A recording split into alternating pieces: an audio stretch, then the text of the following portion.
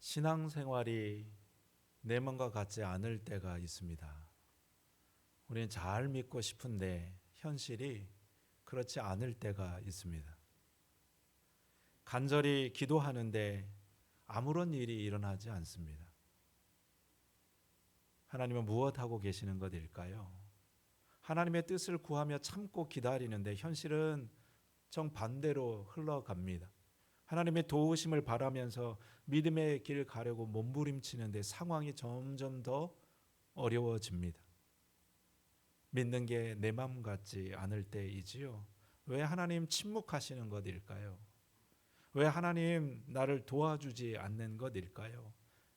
때로 하나님께 실망스러울 때가 있습니다. 하지만 여러분, 실망한다는 것은 아직 기대가 있다는 뜻입니다. 하나님께 실망했다는 것은 아직 하나님께 대한 기대가 있다는 뜻입니다. 기대가 없으면 실망도 없지요. 그래서 기대가 크면 클수록 실망도 큰 법입니다. 하나님께서도 이 사실을 잘 알고 계시지요. 그래서 하나님 결코 우리에게 이유 없는 고난을 허락하지 않으십니다. 이유 없이 지금 이 시간을 우리에게 지나게 하지 않으십니다. 하나님은 우리의 고난을 통해 하고자 하는 분명한 일이 있으시지요. 그리고 하나님은 감당할 고난 외에 우리에게 주시지 않습니다. 그러니 여러분, 하나님께 대한 기대와 소망을 거두지 않는 우리들이 될 수 있기를 소망합니다. 하나님의 일이 아직 끝나지 않으셨습니다. 아브라함을 보시죠. 아브라함은 우리의 좋은 예입니다. 아브라함도 실망한 일을 당하게 되었습니다. 아브라함은 무슨 일로 실망하게 되어졌을까요? 오늘 말씀이 이렇게 시작합니다. 14절에 롯이 아브라함을 떠난 후에라는 말로 시작이 되어집니다. 왜 롯이 아브라함을 떠났을까요?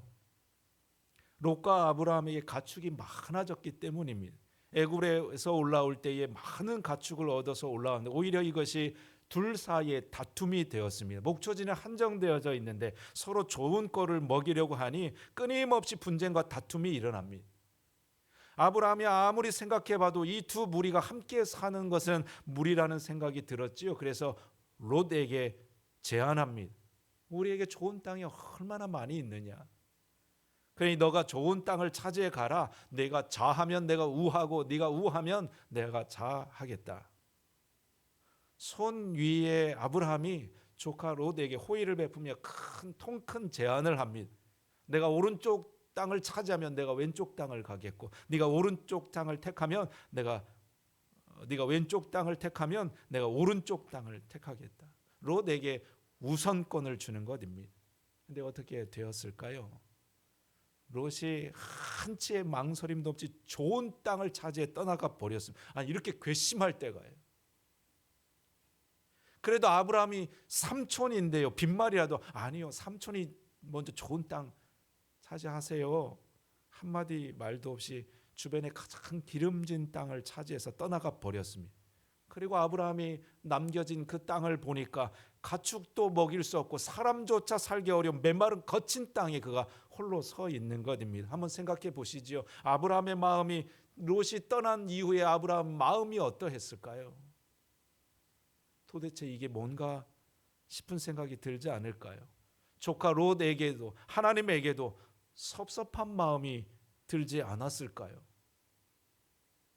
아브라함이 오고 싶어서 온 땅이 아니었습니다. 하나님께서 가라 하시니 고향 친척 아버지 집 다 내려놓고 순종해서 떠나온 땅이었습니다. 또 하나님께서도 주신 약속이 있었지요. 내가 네게 복을 주어 큰 민족을 이루고 네 이름을 창대케 하니 네가 복이 될 것이다. 그 약속 하나 붙들고서 아무도 모르는 땅에 홀로 와 있습니다. 아는 이라고는 조카 롯밖에 없었지요. 그러니 삼촌으로서 그에게 호의를 베풀었습니다. 하나님께서 나에게 복되게 하셨으니 그에게 먼저 선택하도록 큰 양보를 했던 것이지요. 그러면 어떻게 되어야 됐을까요? 하나님, 그에게 약속대로 가장 좋은 땅을, 기름지고 풍성한 땅을, 적어도 롯 조카보다는 더 좋은 땅으로 그에게 응답해 주셔야 하는 것이 맞는 일 아닐까요? 그런데 현실은 정반대였습니다. 가장 척박한 땅에 아무도 없이 홀로 아브라함이 남겨지게 되었습니다. 이렇게 실망스러울 때가요.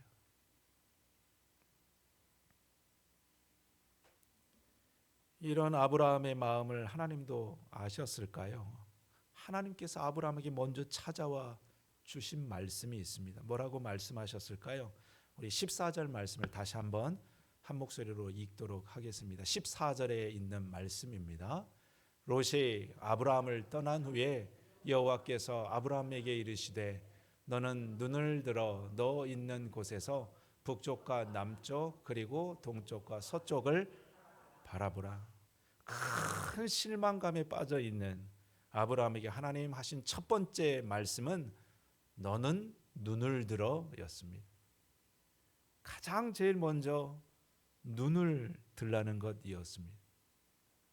여기서 눈을 들라는 말은 단순히 고개를 들라는 말이 아닙니다. 문제에게서 눈을 들라는 것이고 지금 처해져 있는 환경에서부터 눈을 떼라는 말씀이었습니다. 아브라함이 지금 서 있는 그 척박한 땅에서 혈육이라고는 조카 롯밖에 없는데 그마저 떠나버린 이 외로운 현실에서 하나님의 복이라고는 도저히 찾아볼 수 없는 이 암울한 현실에서 아브라함의 눈을 들라 하신 것입니다. 왜요? 문제만 보면, 아픔만 보면 아무것도 보이지 않기 때문입니다. 여러분, 나는 지금 무엇을 보고 계시는지요? 무엇에 눈을 떼지 못하시고 무엇에 사로잡혀 있는지요?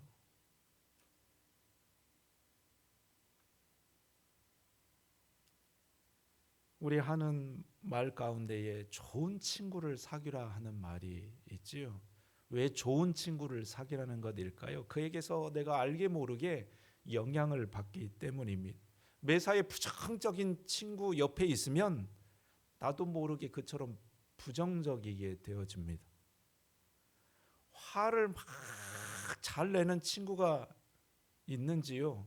별것도 아닌데 그냥 버럭 화부터 내는 친구 옆에 나도 있으면 어느 날 나도 화쟁이가 됩니다. 덩달아서 그럴 일도 아닌데 화부터 내는 것이지요. 남편 아내 욕 잘하는 친구가 있는지요? 모였다 하면은 남편 흉을 보고 앉았다 하면은 아내 헌담하는 친구가 있는지요? 그 옆에 있으면 나도 덩달아서 남편 아내 욕하는 재미가 들려 그렇게 또 그와 같아집니다. 부부 사이가 좋을 리가 없지요. 또 술 좋아하고 노름 좋아하는 친구에게 같이 덩달아 있으면 맨날 술자리 노름판에 내가 그 자리에 있게 되는 것입니다. 그러니 이왕 사귈 거면 좋은 친구를 사귀어야 됩니다. 좋지 않은 친구는 할 수 있는 대로 멀리 하는 것이 좋습니다. 마찬가지 우리 마음에도 멀리 해야 될 친구가 있습니다. 자꾸 옛 생각에 내 마음을 우울하고 어둡게 만든 마음의 친구를 우리는 멀리 해야 됩니다.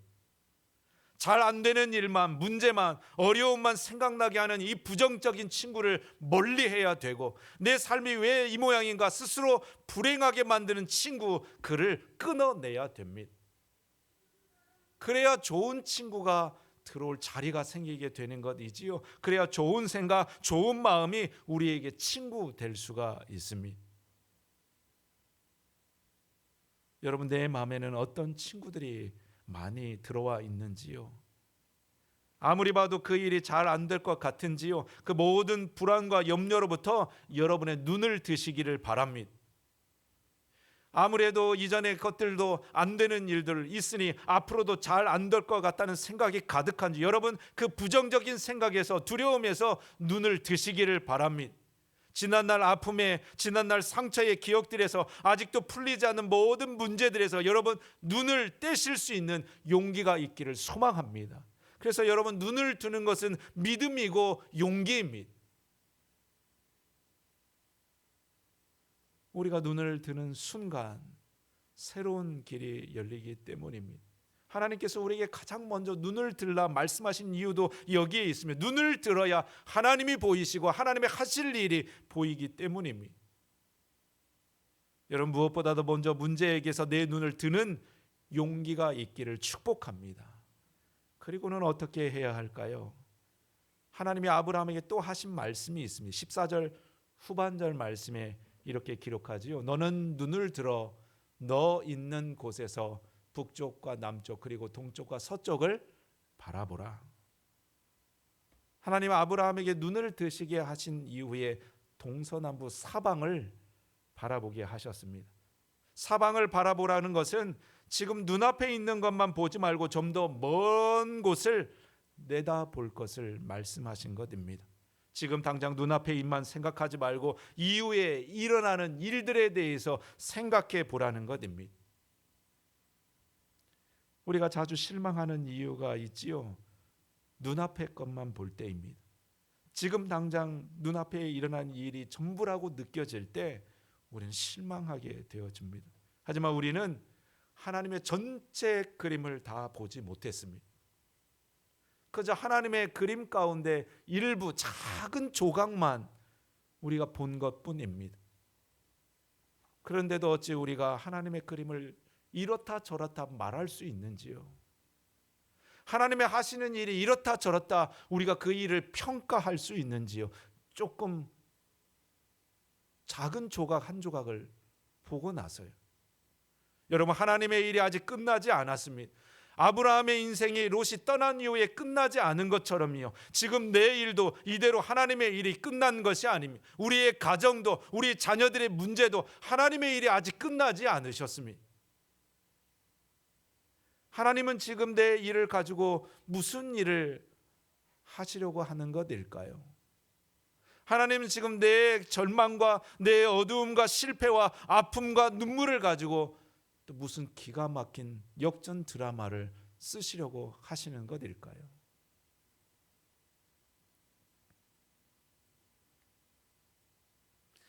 저는 TV 드라마를 별로 좋아하지 않습니다. 이유가 한번 보면 계속 봐야 되기 때문입니다. 그러니 그냥 좋은 영화 한 편 보는 게 저한테는 더 나은지요. 근데 요즘 저희 집 두 딸이 드라마 몰아보기에 열중입니다. 학기 중에 드라마를 못 봤다고 방학 중에 못 보던 드라마를 본다고 1편에서부터 연달아서 그 드라마를 열공하고 있습니다. 공부를 그렇게 열공하면은 좋은 대학에 갈 수 있을 터인데요. 드라마를 열공합니다. 제가 잔소리를 하면서 뭘 그렇게 보느냐고 옆에서 이렇게 보다가 잠깐 봤는데 너무 재밌습니다. 같이 보고 있습니다. 여러분은 요즘 어떤 드라마를 보고 계시는지요? 여러분, 드라마가 왜 그렇게 재밌는 줄 아시는지요? 상상하게 만들기 때문입니다. 주인공이 그래서 어떻게 했던데? 아니, 이 위기에서 어떻게 벗어날까? 아니, 저 상황에서 어떻게 살아남을 수 있지? 상상하며 보니 빠져드는 것입니다. 드라마는 꼭 그렇게 끝나지요. 주인공이 원수에게 그냥 온팡 당하고 있는 순간 다음 이 시간에 이렇게 하고 끝이 납니다. 또 여주인공이 남주인공하고 눈이 맞아가지고 야릇한 분위기에서 배경음악이 착 깔려지는 순간 키스하려고 하는데 다음 이야기 하면서 다음 편 예고편을 딱 보여줍니다. 그러니까 또 보고 싶죠. 이거 어떻게 될텐데? 이거 어떻게 될까? 그 다음 이야기를 궁금하게 만드는 것입니다. 여러분, 우리의 신앙의 이야기도요, 우리 인생의 스토리도요, 재밌게 볼 수 있는 방법이 이것입니다. 상상하며 내 이야기를 바라보는 것입니다. 그 다음이 어떻게 될까? 하나님 내 인생을 또 어떻게 풀어가실까? 여기에 믿음이라고 하는 상상력이 필요합니다. 그래서 하나님 내 인생을 어떻게 반전시켜 주실까? 지금 내 문제를 가지고 하나님 어떻게 기가 막힌 드라마를 써 가실까? 그래서 하나님 지금 무엇을 준비하고 계시는 것일까? 올 한 해 하나님은 또 내 삶에 또 무엇을 새롭게 채워 주실까? 하나님께 대한 믿음을 가지고 상상해 보는 것입니다. 그 인생은 지루할 틈이 없습니다. 하나님 하실 일에 대한 소망과 그 상상으로 내 삶에 크고 작은 기대가 생겨나게 되는 것이지요. 바라기는 여러분, 저와 여러분의 삶에 하나님의 기대와 소망이 채워지는 복된 인생 될 수 있기를 축복합니다. 그러니 여러분, 지금 당장 눈앞에 있는 것만 볼 것이 아니라 하나님의 더 큰 그림을 보기를 힘쓰시기를 바랍니다. 아브라함에게 말씀하셨던 것처럼 눈을 들어 동서남북을 보라 말씀하신 것 같이 좀 더 멀리 크게 내다볼 수 있는 그 열심이 우리 가운데 있기를 소망합니다. 그런데 하나님 아브라함에게 동서남북을 보라 하는 말에는 또 다른 의미가 있습니다. 그것은 하나님의 약속과 관련된 말입니다. 무슨 말씀이 있을까요? 우리 15절 이하에 있는 말씀도 한번 보도록 하겠습니다. 15절에 17절에 있는 말씀을 한 절씩 저와 같이 교독하시겠습니다. 보이는 땅을 내가 너와 네 자손에게 주리니 영원히 이르리라.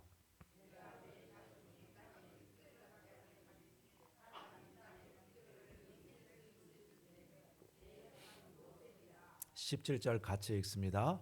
너는 일어나 그 땅을 종과 횡으로 두루 다녀보라. 내가 그것을 내게 주리라. 하나님 아브라함에게 동서남북을 바라보나 하시면서 더하신 말씀이 두 가지입니다. 하나는 땅을 너에게 주겠다 하는 약속이고, 두 번째는 자손을 땅에 티끌같이 많게 하겠다는 약속입니다.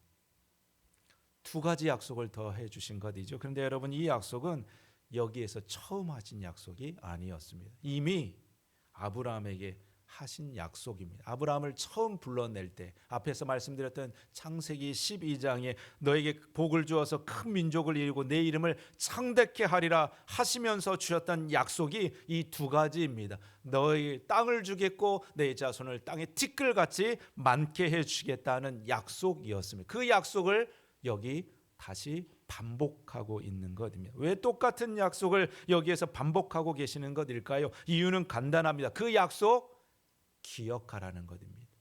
너 아브라함 그 약속 잊지 않았지? 내가 처음 너를 불러낼 때 너에게 주었던 그 약속 잊지 않았지?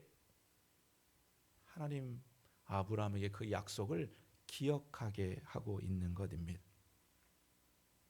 여러분, 아브라함이 복받은 인생 된 이유가 여기에 있습니다. 하나님의 약속 때문입니다. 아브라함이 특별한 인생 된 것은 아브라함이 잘나서 그가 특별해서가 아니라 하나님 주신 약속 때문에 아브라함이 믿음의 조상이 되고 성경의 위대한 인물이 되었습니다. 우리도 마찬가지요. 우리가 어두운 순간에, 절망의 순간에 잊지 말고 기억해야 될 것은 하나님의 약속입니다. 하나님께서 나를 부르시면 결코 우연의 사건이 아니라는 것입니다. 내가 지금 이 자리에 있는 것도 그분의 특별하신 부르심 때문입니다. 그래서 그분은 내 인생을 결코 소홀히 대하지 않습니다. 내 문제에 대해 손 놓고 계시지 않습니다. 끝까지 나를 붙드시고 책임져 주십니다. 내가 좀 부족하다고요? 내가 좀 믿음이 없다고요? 나이가 아브라함 같지 않다고요? 아니요, 하나님의 사랑은 결코 나를 포기하지 않으십니다. 그분은 나를 가장 좋은 길로, 완전한 길로 내 인생을 이끌어 가십니다. 그 약속을 나는 신뢰하는지요? 얼마나 그 약속을 우리는 자주 잊어버리며 엉뚱한 생각, 절망의 생각에 내 마음을 채워낼 때가 많이 있는지요? 내 마음을 그것에 빼앗길 때가 얼마나 많이 있는지요? 여러분, 아브라함처럼 다시 한번 주님의 약속을 마음 가운데 단단히 붙드는 우리들 될 수 있기를 소망합니다. 전에 제가 한번 식사할 일이 있어서 예약을 하고 식당에 갔는데요, 여러분, 예약하고 식당에 가니까 얼마나 좋든지요.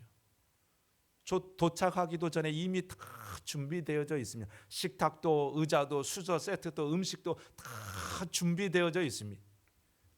우리는 그냥 가서 먹고 즐기기만 하면 됩니다. 기다릴 필요도 없고요, 눈치 볼 필요도 없고요. 얼마나 좋든지요. 여러분, 식사하러 가실 때 꼭 예약하고 가셔요. 여러분, 음식도 예약하면 이렇게 좋은데요, 우리의 인생이 하나님께 예약되어져 있다면 얼마나 좋은 것입니까? 감사한 것은 하나님께서 그렇게 우리의 삶을 예약해 놓으셨다는 것입니다. 지금은 잘 모르겠지요. 지금은 힘들고 아프지요. 지금은 빛이 잘 보이지 않지요. 그러나 곧 하나님의 약속의 때가 우리에게 옵니다.